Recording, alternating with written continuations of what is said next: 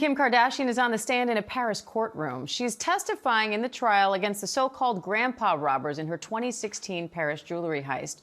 Kardashian says the crime changed everything she loved about the city, including her sense of safety. Foreign correspondent Maggie Rulli is here with more on that. And Maggie, we're hearing some new details now about what happened in that courtroom. What sticks out to you about what she said so far? Yeah, I know for me, this happened almost a decade ago, and I think many people forgot some of these details, but they're truly horrific. And now Kim Kardashian's revealing even more details from that night. She says that this all happened in the middle of the night around 2, 3 a.m. and 5 masked armed men broke into her room. They were dressed as police. She was just in her bathrobe. She says they bound her, gagged her, held her at gunpoint, revealing there were 2 guns, one at her neck, one on her back. She told the judge that at this point she was certain the man was going to rape her.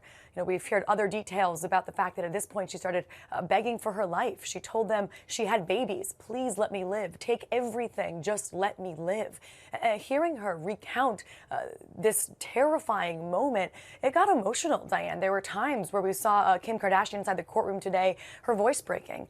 She was overwhelmed by emotion. And when you hear some of these details, you can understand why. You know, when she says take everything, it's believed the robbers stole more than $6 million worth of jewelry, including that 20-carat ring her then husband Kanye West had given her. But again, it's almost less about the money and the jewelry that was stolen and more about these moments that she's now having to relive where really she felt that she was going to die, Diane. She's talked about this case publicly before.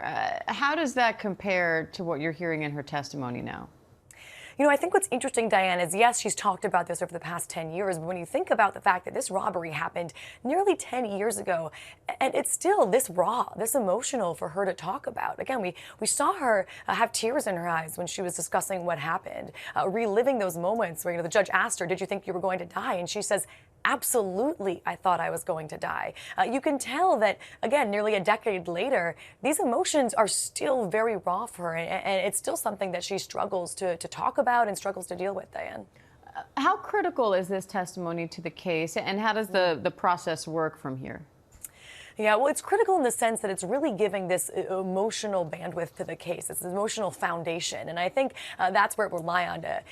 Kim even thanked French authorities for allowing her to give her testimony, as she said, to tell her truth today. So it is important, but there also is quite a bit of evidence against these suspects as well. We understand that they first actually found the main suspect by finding DNA that was left on one of the plastic tags that was used to tie up Kim Kardashian. So there is hard evidence in this case. So Kim's testimony is just one portion of everything they have against them. We know that today was the first and only time that Kim is going to be testifying, but in general, this case could take up to a month before it's closed, Diane. All right, Maggie Rulli, thank you.